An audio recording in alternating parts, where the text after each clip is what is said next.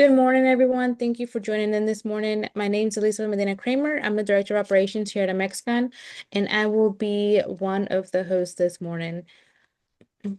This morning we do have a guest speaker from James Brunt Community College, as you can see, which is Ms.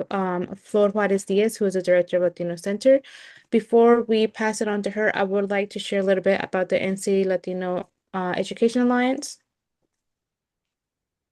So our mission is the North Carolina Latino Education Alliance exists to establish and develop an education-based research network in North Carolina to progress the academic aspirations of the youth. The North Carolina Latino Education Alliance also aims to connect communities, community-based organizations, and academic institutions across North Carolina by offering a space for resource sharing, networking, and open discussions. I would like to mention also before we continue that if you would like to come off mute later on, if you could please raise your hand. We have turned that off for the audience, but if you would like to ask any questions, you're more than free to use the chat box that is open for everyone to use. And this meeting will be recorded and shared on our newsletter and our platforms if anybody missed any information. So with that being said, I would like to pass it on to Flor.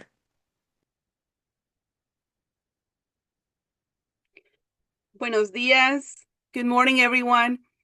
My name is Flor Juarez Diaz from James Brown Community College. I'm the director of the Latino Center there. I'm here to share some of the information that we have in classes that we offer to our Hispanic population, specifically in Duplin County and our surrounding areas.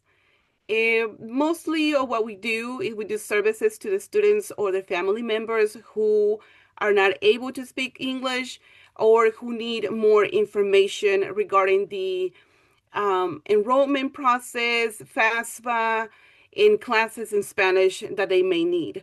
At this moment, we do have Spanish classes that we offer, and they're like cosmetology, nail technician, aesthetics, which is our new program, electrical training in industrial and residential. We also have been notified this past weekend that we still have some Train the East money that we're able to give or award as students. What would the Train the East be covering? It will be covering several programs from the curriculum side of the house and our continuing education side of the house. So our programs that can be covered with the Train the East um, grant will be registered nurse, IT, licensed practitioner nursing, electrical, criminal justice, accounting and finance, childhood, graphic design, cosmetology, and under our continuing education division, we are able to assist students under the programs of Nurse Aid 1, phlebotomist, medical assistant, aesthetics, CDL, plumbing, line worker, welders, machinists, and paralegals, BLAT, EMT and paramedics, firefighter certification, cosmetology, and barbers. I do like to mention that a lot of these courses may need a student to finish the 2-year degree program, or it takes 2 years to finish that program. Because of how the grant is structured, we need them to finish by the end of May of next year for the spring semester. Um, it's specifically for these courses. What we do is they can give us a call at 910-275-6407 at the Latino Center. There will be someone who speaks Spanish there. We're open Monday, Tuesday, Wednesdays, and Thursdays from 8 a.m. until 6 p.m. during the summer, and then we go back to our regular schedule and starting in August. But the best way that they can actually register, inquire more about the application process of the programs that we have in Spanish, or how their students are able to enroll for the grant, would be face to face. In person, what we do is we do an evaluation of each student. The first question that we will be asking would be, tell us about yourself. Tell us your story. How can we help you? Can it be a program in Connect? Can it has to be a program in curriculum? Can you finish it? And we will figure something out if we're able to assist you with all tuition, with everything that you will need financially, or we can do partial in that area. It all depends on what you choose to study, what is your immigration status, but there's something that we're able to offer you or to offer everyone at James Brown Community College. Um, so now that's what we have. I see that there's a few questions on the chat. Should we ask, are we going to be doing that later, Elizabeth? No, if you are willing to answer them right now, you can. I think maybe they have just sent them to you privately, so if you can just read them out loud and let us know. Perfect. At this moment, well, that's what we basically, I'm just excited that we still have some money that we're able to assist students. This is money for Hispanic Latino students only. It can be first generation, second generation. It can be a student just graduating from high school or a student that is a returning adult learner.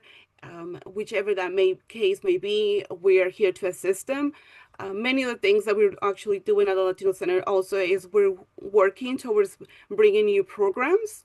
One of them will be the Serve Safe in Spanish, a more of uh, welding program in Spanish. We're working towards, not working, but we already have established the CDL, where if you speak a certain level of English, but not fully, we're still able to assist you as long as you have the documents to be able to take the program and the driving test.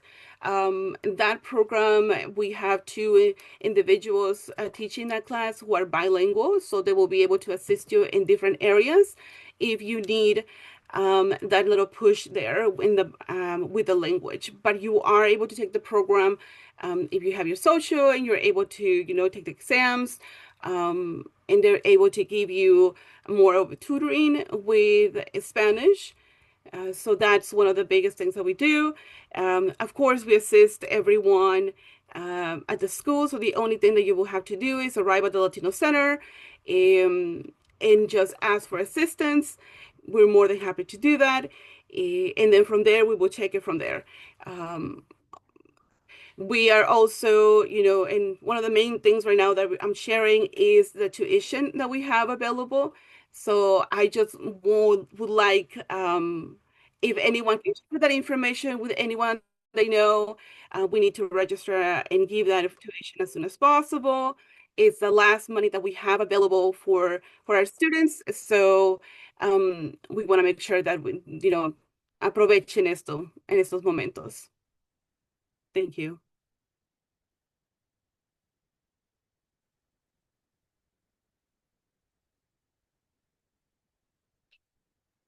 Thank you, Flor. So now if there are any questions, if you would like to come off mute, you can. Or if you would like to answer in the chat box, you're more than welcome to. I'll give it a few minutes so we can ask any questions.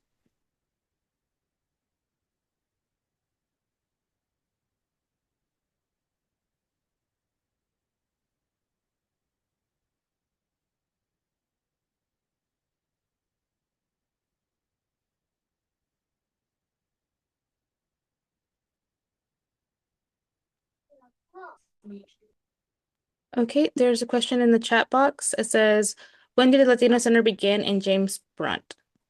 So we officially opened our doors 2 years ago, May 22nd. So this past 22nd, we celebrated our second anniversary.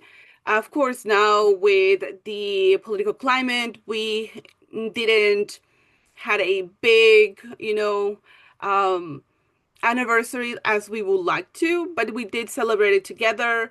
That week, we did invited the Mexican consulate to be here and provide services to our Mexican nationals. It was a great day. It was a busy day. It was a great week. We got a tres leches cake and we shared it with everyone who was able to be there. Our friends from NC my future NC actually visit us. And so it was a bittersweet moment. 2 years has flown by very quickly. We have done a lot. We have advocated with a lot of our students. They come first, and we see the necessity that we have in this county. And we feel like we're just scratching the surface at this moment.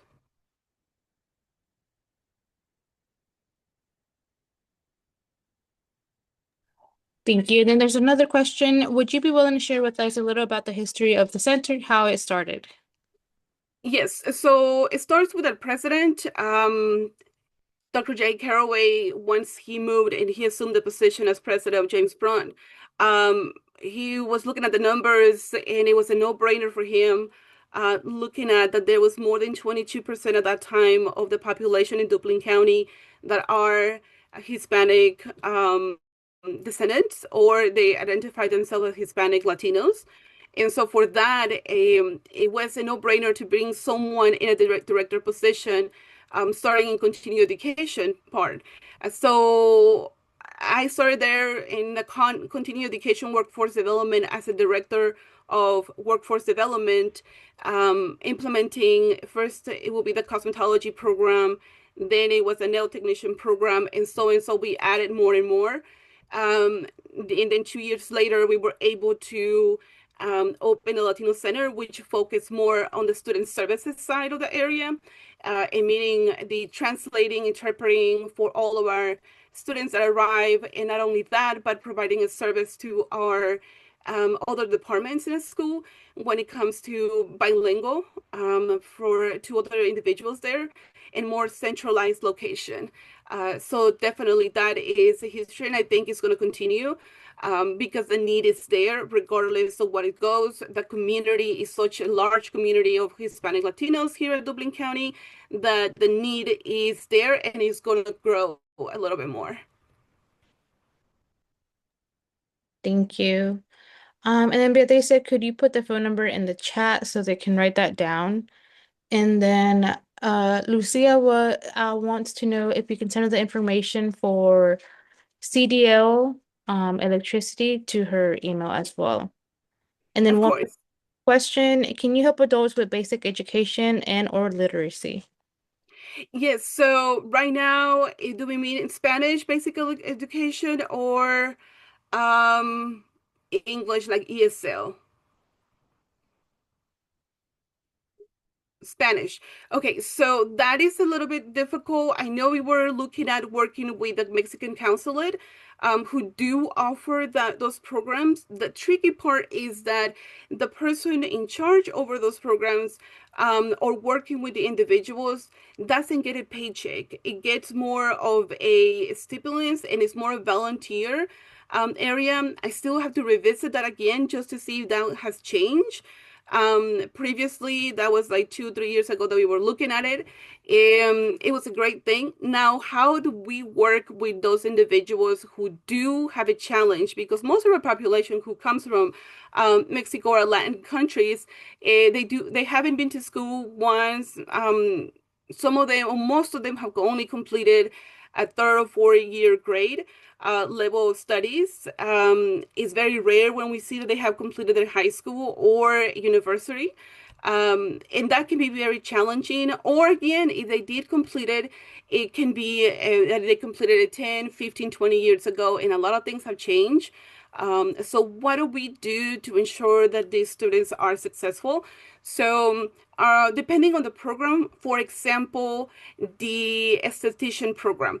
The esthetician in the state requires us to give that program at least 600 hours. We have added 90 hours to that curriculum. That means that 90 hours gets divided into 2 semesters, which is not very long, depending on how many hours too. In those 90 hours, those students are flexed depending whether they are absent, if they need more assistance. Of course, if they're here every day, they'll get those 90 hours of assistance. We also provide I'm sorry. We're also providing to tutoring for in Spanish or English to any of the students who would like to, or who need more assistance outside of their classrooms for each one of them. The hours have been increased. The material has been translated in Spanish. The instructors had been given um, direct knowledge that they actually use, and they modified their lessons requiring depending on what type of students they have in their classrooms. We have added a assistant in a class, depending if this instructor has more than a certain amount of a number of students in that class, which in this case she does, to assist in paperwork, to assist in one-on-one, making sure that we are giving more attention and more time for the students to memorize. Most of our students do very well in the hands-on portion. It is the theory portion where they're having more difficult memorizing or going over the book that is actually the hands-on lessons part. So what we have learned is that each class we have to start with a how to study, how to read a textbook, how to modify your daily life, because most of them are moms, they're working. How many hours are you really require into studying of so many hours of classwork? So making sure that they have that balance, and that they know where and how to read and how to study for exams and then how to take an exam. Knowingly that it's going to be time, knowingly that it's going to be someone else right beside them when they go to the state. So that has worked very greatly with us because right now we do have an 100% passing rate for the aesthetics program. So Ms. Blanca has done a great job with that program. Thank you. Another question is, what's the total number of students at JSCC and how many are Latino? So right now I have not looked at the exact number, but more than 27% of the students are Latinos. Each semester we increase that number. We are a HSI, the second one in North Carolina, and that means that you need to have a little bit more than 25% of your body of curriculum only, and that means credit hours, and this is not counting your continuing education division. And both have increased tremendously. So we definitely have that. With that being said, we have also increased our representation of Latino, Hispanic, um, employees at James Brown. So that has been a bittersweet moment. We have someone in the business office who is bilingual. We have someone in the student services area. Of course, we have the Latino Center. We have more instructors. And we're looking to increase in the different divisions as well. So the student number is more than 27%, and it's increasing with each semester that we move forward. Thank you, Flor. Those are all the questions in the chat box. I will give it another minute or two if anyone has any other questions. When you first started with continuing education workforce development courses, were they in Spanish or were they in English or bilingual? For example, like what you described with the CDL course. The first one that we had started was the cosmetology program, and that was already existent in curriculum. So what we had to do was translate it into Spanish. So our first program that I started in continuing education was the Spanish cosmetology program. Everything had been translated. I had previously worked at Lenore Community College, so I had plenty of knowledge. On what we needed, what it needed to be approved, or how it needed to be approved in with the state. Now, saying that it's in Spanish, it is in Spanish. All your theory, your textbooks, your one-on-one with instructor because they're bilingual, but your practical exam must be taught in English due to the fact that when the students go to the state board and they take their practical state board exam with them, the ladies who are implementing the exam, they only speak English, so the exam must be read in English and it must be understood. We're very lucky that they are able to give us exactly the steps where to follow. So we know exactly step by step and what they're going to say, and they're not able to, invent something or say something else. So our students, they come and learn cosmetology, but they're also learning a basics of English as well. The CDL program has been a new project that recently started 2 years ago. I would say mostly a year and a half. The conversation started with the director of that program on how can we translate it. We had seen a flyer from another community college that was in Spanish, that was advertising the program in Spanish, and that started the conversation, can it be done? Unfortunately, that program is fully Spanish, cannot be done at this moment. It can be a mixture of it. So an individual does need a face-to-face interview meeting with the director. Of course, one of us will be present just to ensure that they do know exactly what they're getting into. That there's going to be some English, there's going to be some Spanish there. But at the end of the day, they take three exams. One of them will be in Spanish, which is the theory, the questions, the one that you can sit on the computer. And two would be in English because the individual who's given those tests only speaks English. One is a driving test, and one is an interview on what you need to do. They'll ask you random questions like, "What will you do if you get stopped?" For X amount of questions. So those one of the three is in Spanish, which allows us to give them notes in Spanish. So all that has been translated, and the instructors are really good instructors as well, the bilingual and the director there. We haven't had an issue with one of our students.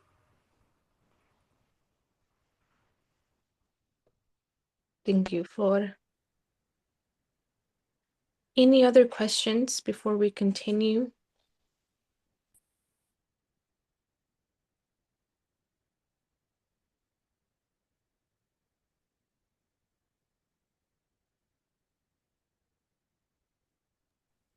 Okay, if not, Flor, if you could please put the number in as well, any information in the chat box, just so they don't miss it.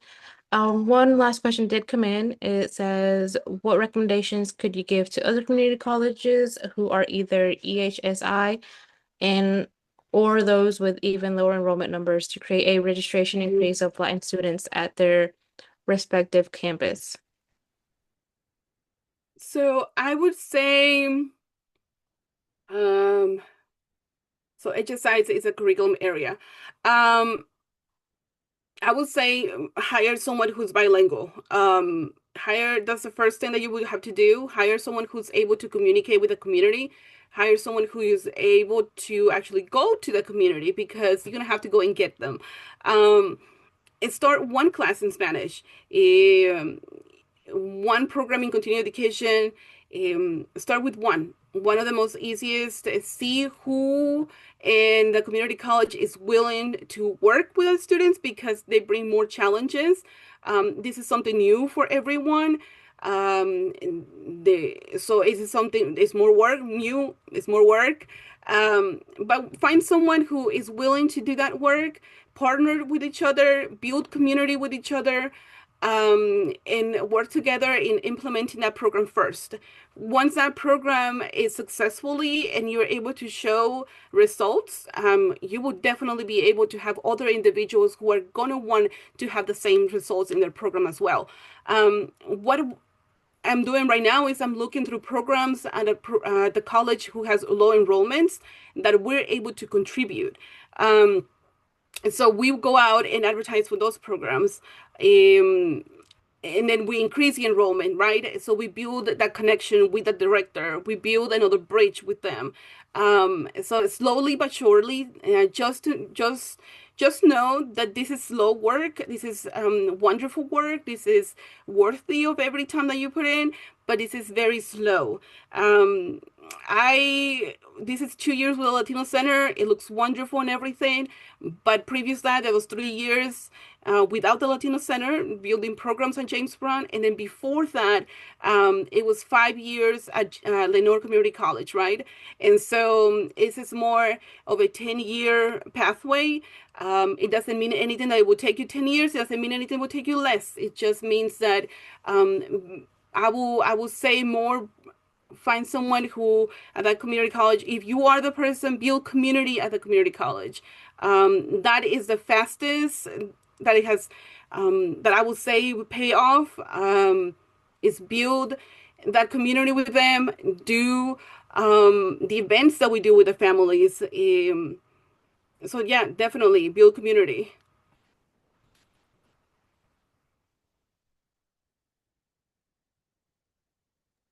And I think I see another one that says, do students have to be from that county?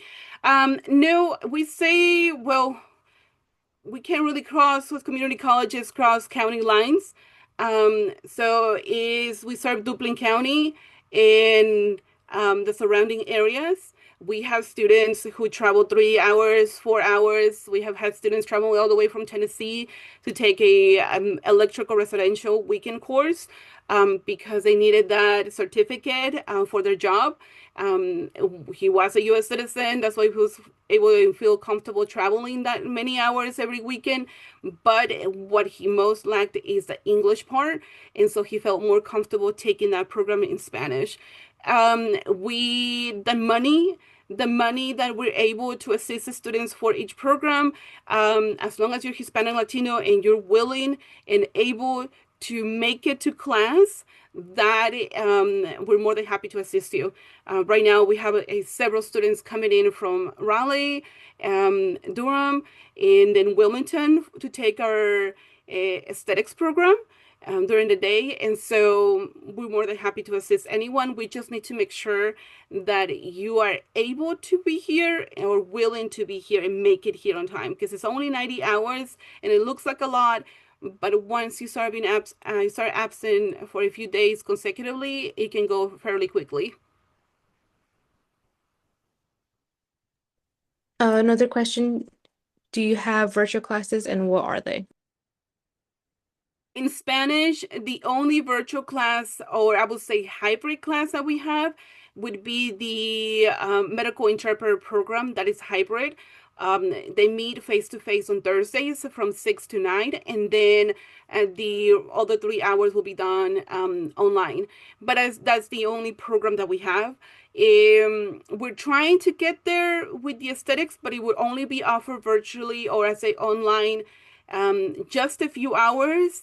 Um, and it will be only if you're taking the class in English. The reason why is because of a lot of our population, um, they struggle a lot, being that it's going to be online. They have problems using the computers, and then because of that, we have also added a basic computer class during the evenings. It's taught by our instructor Fabian Vega, and it will teach you how to use a computer, how to turn it on, how to create an email, how to check your email, how to send an email. And so it's all the basics. Um, how to take a test online, right? So definitely, we would love to. We will have a lot more to cover, I'd say, North Carolina. But at this moment, the majority of our students, technological savvy, are not there at this moment to offer them online. But we would look forward to in the future to see if we can do that. Thank you. Are there any other questions?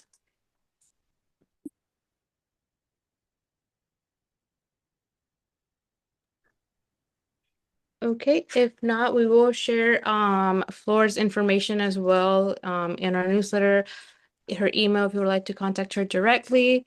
Flora, also, if you could go ahead and put that in the chat as well, if they can have that information to reach you. Will So do. if there are no other questions, thank you once again for coming on and speaking about the resources you have and the programs that you have at the community college. And we will continue on with our partner updates. I will go down the list. If you could please just um, say your name, who you're with, and any events or updates that you would like to give with us. So starting off with Beatriz.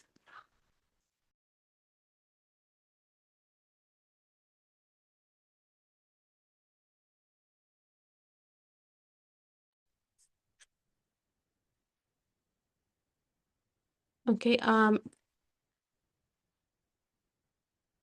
Leslie Morin,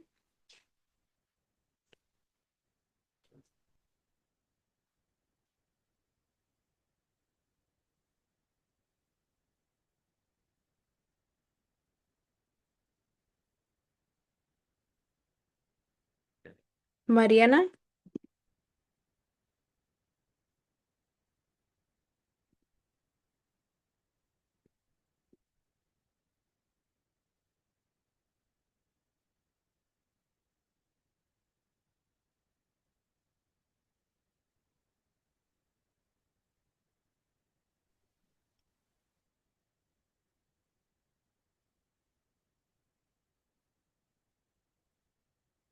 if you could give me a thumbs up if you have access to the mute and off mute button. Okay, thank you, Rodolfo.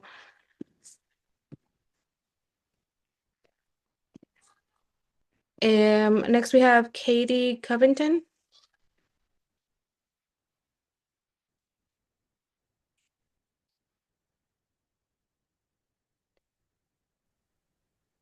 Hi, I don't have any updates. I'm joining for the first time and just kind of wanted to um, hear about some of the programs offered in Spanish at other community colleges. I'm at Wake Tech Community College. Okay, great. Thank you for joining. Thank you. Emily Rhymes.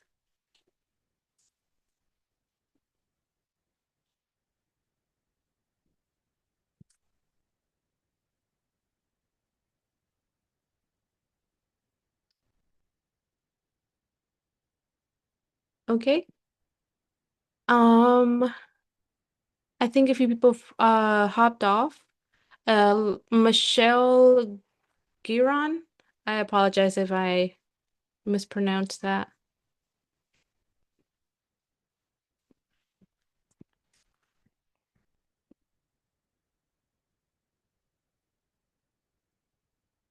Okay.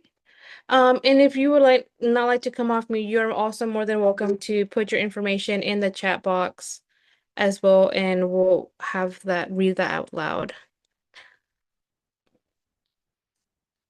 Okay, thank you, Emily. So she is from Beaufort Community College and new to the meetings. And thank you for joining in. And then Patrick Garcia. I'm not sure if okay, there you go. Yes. Hi, good afternoon. So I just saw the invitation from Francisco Guzman to this meeting. I am the founder and executive director of Embrace Latino Voices. We are based in Charlotte and have an office in the Triangle area as well, but we serve both North and South Carolina. Next Monday is the last day to apply. Any Latino student that is in grad school in social services, I'm sorry, social work or in mental health clinic, no, mental health counseling. I'm sorry, it's Tuesday after the holiday. So we have three scholarships of $2,000 and $1,000. So there is the process. It's very easy and simple. The only commitment that the student must do is to stay work in these fields in North Carolina for the 2 years after graduating. So I have posted the link in the top here. I can repost to you guys. So until next Monday, and this is focused for specifically for our first generation students and also Latinos that are 35 years old or more. so that they have challenge finding the scholarships when they're not DACA. So this is a great opportunity. If you guys need any more information, I'll be glad to answer later on private. Thank you very much, Elizabeth, for the opportunity. Thank you, Patrick. I think that's everyone so far. We will continue on with Amexon updates, which one of my colleagues has shared. It's a FAFSA event that's coming up this Thursday. And he has shared the job form as well. If you would like to register, please use that job form and we will put you on our list. And then I did see Lucia had her hand up. I'm not sure if you had a question. No, I read the Patrick posted. Sorry, thank you. He said in Charlotte, right? So we have the headquarters is in Charlotte, but we Okay. also have an office in Durham. But anyone from the 100 counties can apply for it. Doesn't need to be in Charlotte. Okay, thank you. You're Can it welcome. be, one question, can it be like international students? It can be an international student, however, must sign a commitment to stay working in North Carolina for at least 2 years after graduating. Okay, thank you, Patrick. Okay.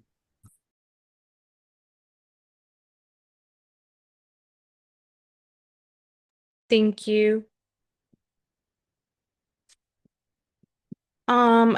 So my colleague Bianca Perez also shared our newsletter. If you're new to these meetings and would like to continue joining in on these meetings, you're more than welcome to subscribe to our newsletter. The link is in the chat box, or you can use the QR code on the screen as well. We're always welcoming new members to come and join and learn more about the resources that are out there, especially under the education area. We are ending a little bit early today. If there are no other questions or any comments that you have, then thank you once again for joining in. If you would like to directly get in touch with us, I will share my email down below as well as the education email, and you can just send us an email if you have any questions or would like to learn more about MXGun. Once again, thank you for joining in this morning, and you all have a great week.